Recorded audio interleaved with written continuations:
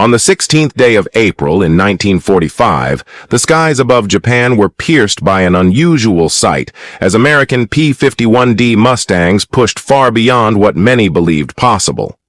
The lead pilot, Major Robert W. Todd Moore, settled into his cramped cockpit, adjusting his equipment with the calm precision of someone who had rehearsed such a moment countless times. His weapons were prepared, his fuel carefully measured, and his focus locked ahead. Beneath the wings of these fighters stretched the heart of Japan, a land once considered unreachable by single-engine aircraft. Farmers in the rice terraces and monks at their shrines could scarcely have imagined such foreign machines passing overhead, yet the impossible had become reality. Only a short time before, military planners scoffed at the idea that fighters could guard bombers over Japan itself. Now that line of thinking had been shattered. The Mustangs soared with the confidence of predators, their polished surfaces flashing in the early sun as if the aircraft themselves carried a sense of inevitability. When Japanese radar screens lit up with their presence, operators scrambled to report the incomprehensible. These were not carrier-based raiders, but machines that should have been too far away to threaten the homeland, appearing suddenly as if the ocean had vanished beneath their wings. The shock rippled through Japan's defense network, sowing doubt, where certainty had once stood.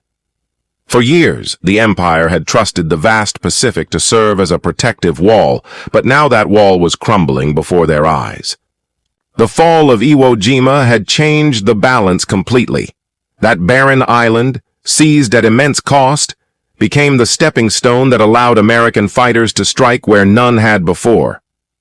The Mustang, already the terror of European skies, now prepared to repeat the story over Asia. Moore himself, a man still young but hardened by war, recognized that this was no ordinary mission. He knew the strategy behind long-range escorts had already transformed Europe's air war from a losing gamble into a steady march toward victory. Here in the Pacific, the same formula was unfolding, and he was leading the proof. The journey from the volcanic airfields of Iwo Jima to the green landscapes of Kyushu pushed both body and machine beyond ordinary limits. Hours of flight over, empty seas demanded unblinking attention and a tolerance for fatigue that ground down weaker men. Every gallon of fuel was precious, every bearing of the compass vital, for mistakes meant being swallowed by the ocean below. Yet the rewards of success were enormous. Protected bombers could fly by day with accuracy, dismantling Japan's factories, shipyards, and power plants piece by piece until resistance collapsed entirely. Failure, on the other hand, would have left Japan breathing space to continue the struggle, stretching the war into an uncertain future. What made these Mustangs so remarkable was not merely their reach, but the ingenuity packed into every rivet and panel. The engines, crafted from designs refined across oceans, roared with a strength that defied altitude where Japanese machines struggled for breath. Drop tanks extended their range beyond what earlier generations believed achievable, and the sleek wings sliced through the air with an efficiency that multiplied their endurance. Each aircraft was not only a weapon, but a symbol of the industrial might that America wielded, built by hands in distant factories that seemed to pour out machines endlessly. Waiting for them over Japan was the Ki-84, a formidable creation on paper, swift and powerful enough to match or even surpass the Mustang in certain respects. Its guns could tear through the heavy American bombers with ease if given the chance. But in reality, Japan's shortages undermined the promise of the Ki-84. Factories lacked proper metals, workers rushed production, and engines that looked flawless in blueprints failed under strain. Fuel of the quality needed to unlock its true potential was scarce, and skilled mechanics were fewer every month. Thus, the mighty fighter often arrived in combat weakened before the battle even began. Against this backdrop, the Mustang's reliability and endurance stood in sharp contrast. The firepower it carried was immense, capable of tearing apart opponents with relentless bursts. Its supply of ammunition allowed pilots to press their advantage again and again, while Japanese pilots rationed every second of their trigger time. Even in the heat of combat, the bubble canopy offered American flyers clarity of vision that tipped the odds further in their favor, letting them see danger before it struck. All of these elements combined into more than just a clash of machines. They represented the turning tide of a conflict that had consumed the world. Japan's skies, once thought beyond reach, had become a battleground where the old certainties dissolved. Each Mustang that roared above the homeland signaled that the Empire's defenses, built on distance and isolation, had finally failed. By the spring of 1945, the might of American wartime production had reached a scale so vast that even those within the military industry sometimes struggled to grasp it fully, and nowhere was this more apparent than in the steady stream of P51D, Mustangs rolling out of factories with machine-like regularity. At the height of manufacturing, an aircraft was completed every 72 minutes without pause, meaning that day after day 20 fresh fighters were delivered to units preparing for combat. The sheer numbers spoke volumes. By April, nearly way, 15,000 Mustangs had already been built, and the D variant alone accounted for over 8,000 of those airframes, a figure that on its own surpassed the total number of fighters Japan had managed to construct in the entire previous year. Each machine was produced with a level of uniformity that reflected America's industrial precision, with tolerances measured to the thousandth of an inch and every aircraft subjected to rigorous testing before being handed over for service.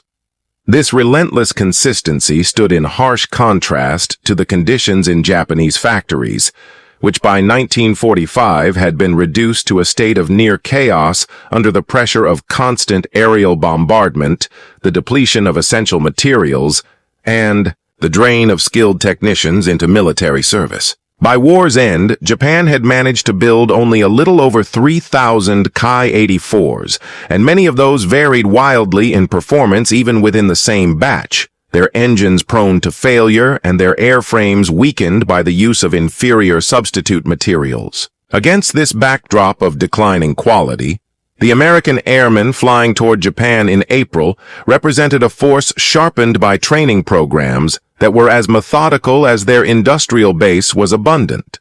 Major Robert W. Todd Moore had logged more than 400 hours before entering combat, an experience bank that included formation flying, long-range navigation, complex gunnery exercises, and tactical drills refined through years of accumulated combat knowledge. Many American pilots had even flown captured German and Japanese aircraft during training, so they could learn the strengths and weaknesses of their future opponents firsthand.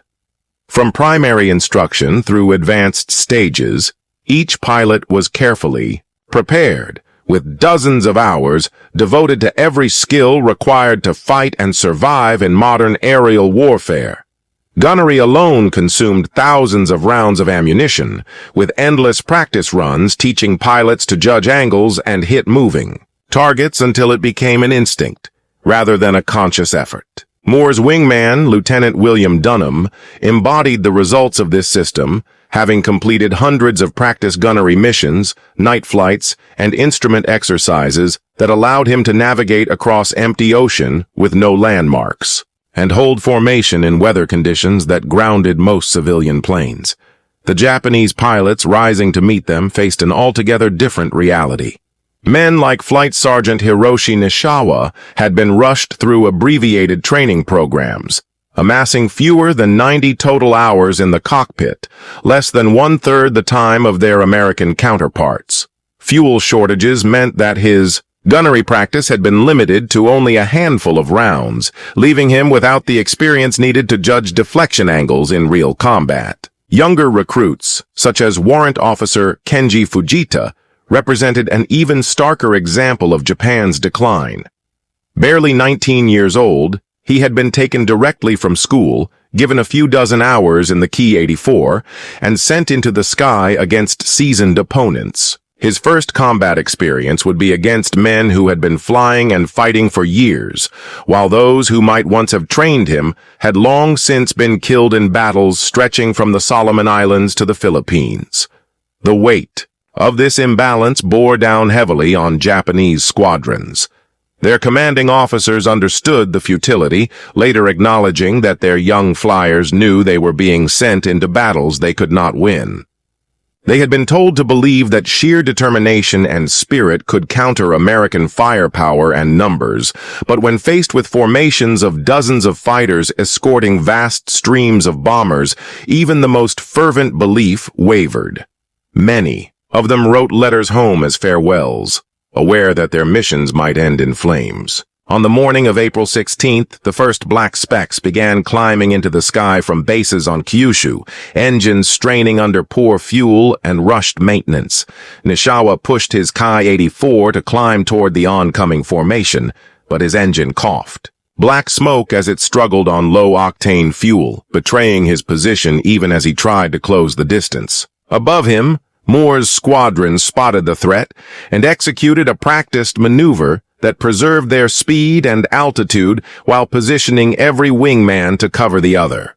Rather than rushing headlong into combat, they applied the doctrine, honed through endless training sessions, and when the clash came, it was over in seconds. With a speed advantage of well over 100 miles per hour, the Mustangs cut cleanly through the Japanese formation, firing short controlled bursts that set two Ki-84s ablaze and crippled a third. The Japanese pilots, still climbing and lacking the energy to match the Americans, were left struggling to recover as the Mustangs zoomed upward to reassemble at higher altitude. What followed was the strike on Kanoya Air Base, an attack executed with precision and ferocity. In waves, 57 Mustangs swept across the airfield, their heavy guns tearing into rows of grounded aircraft, fuel reserves, and hangars. In barely 8 minutes, 21 Japanese planes were destroyed on the ground, and many more rendered useless, while the infrastructure of the base lay in smoking ruin. The Americans departed without losing a single fighter, a fact that struck harder than the physical destruction itself, for it proved that the skies over Japan were no longer a sanctuary, but a battlefield fully within American reach. This mission signaled more than just the loss of an airfield. It marked the beginning of the end for organized Japanese resistance in the skies, with Mustangs able to accompany B-29s on raids anywhere across the home islands, daylight precision. Bombing became possible on a scale that would tear apart what remained of Japanese industry. Aircraft factories that had somehow survived previous night raids would now face the relentless pressure of daylight attacks by fleets of bombers shielded by the most advanced fighters of the era. The strategic message was unmistakable. Japan's homeland, once thought protected by sheer distance and geography, had become a front line of the war, and its final defenses were dissolving under the weight of American power. The belief that Japan was shielded by a divine wind strong enough to repel any invader collapsed under the relentless advance of American technology and the unstoppable momentum of its industrial machine. The air that was once considered sacred became a battlefield dominated by foreign aircraft whose presence proved that courage alone could not protect the homeland. Japanese pilots, worn down by years of attrition and mounting losses, felt their last reserves of determination evaporate when they realized that even their own skies were vulnerable, that enemy fighters could appear suddenly over Tokyo or Kyushu with no warning and strike without resistance. Civilians, too, could no longer deny the truth when they looked up and saw squadrons of American planes streaking overhead in broad daylight, delivering destruction without challenge, as if Japan had already been stripped of its defenses. Radio. Broadcasts continued to declare victories, but the reality unfolding above the people's heads made those words ring like empty echoes, exposing the futility of denial.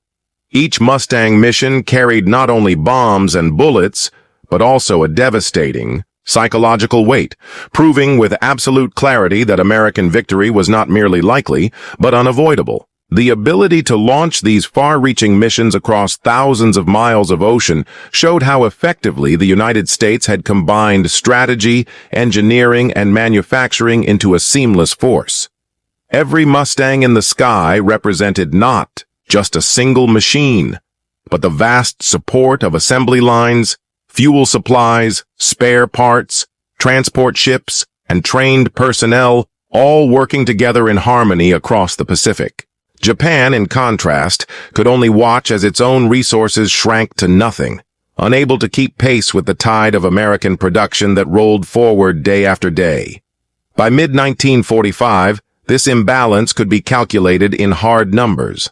On Iwo Jima, American fighter groups consistently maintained nearly 300 P-51s ready for action, their reliability astonishing given the brutal conditions and non-stop missions. Each sortie consumed immense amounts of high-octane fuel and hundreds of thousands of rounds of ammunition, yet the supply system functioned so smoothly that neither shortages nor delays ever stopped operations. At the same time, Japanese air power withered into near irrelevance. Entire units that had once flown dozens of advanced Hayates could barely scrape together a few serviceable aircraft. Squadrons were reformed again and again, but each time with fewer planes, less experienced pilots, and dwindling support. Factories in Japan produced so few machines that their total output over months could be matched by American factories in a matter of weeks. Worse still, Japanese engines and airframes could not withstand long use, breaking down after a fraction of the hours that American fighters endured with ease. While American fuel flowed steadily from oil fields and refineries, Japan was forced into humiliating improvisations, attempting to distill fuel from pine roots or mix alcohol into gasoline, methods that damaged engines and sometimes killed pilots outright. For those Japanese who encountered Mustangs above their homeland, the shock went far beyond the surprise of seeing enemy aircraft. It was the dawning realization that geography no longer provided safety, that the ocean, which had shielded their islands for centuries, had been erased by the reach of technology. Single-engine fighters now soared across 1,500 miles to strike and return, rewriting the very rules of warfare. Pilots like Flight Sergeant Nishiwa, who later recorded his memories, admitted that the first sight of the shining Mustangs made him understand instantly that Japan had lost, not because of a single battle, but because the enemy possessed an endless stream of resources, factories, and energy that no amount of bravery could resist. Japan had been fighting with courage, but courage could not stand against an opponent whose industry and science produced superiority on a scale beyond imagination. The Mustangs symbolized not only tactical strength, but also the transformation of war itself, where victory depended on the combination of technology, production, and logistics, rather than on martial tradition or individual heroism.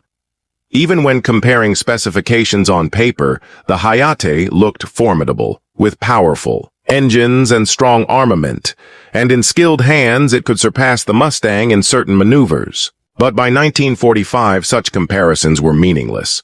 Without trained pilots, sufficient fuel, or the ability to build enough machines, the theoretical advantages of the Hayate dissolved into irrelevance. Where American squadrons fielded hundreds of Mustangs with ample ammunition and spare parts, Japan could only send up a handful of fighters, many half crippled by lack of maintenance. The evidence left after the war shows this clearly. American Mustangs preserved across the world, still flying in demonstrations decades later, while only a single Hayate survives in Japan as a fragile reminder of an impossible struggle. The Iwo Jima Mustang over Japan became more than an aircraft.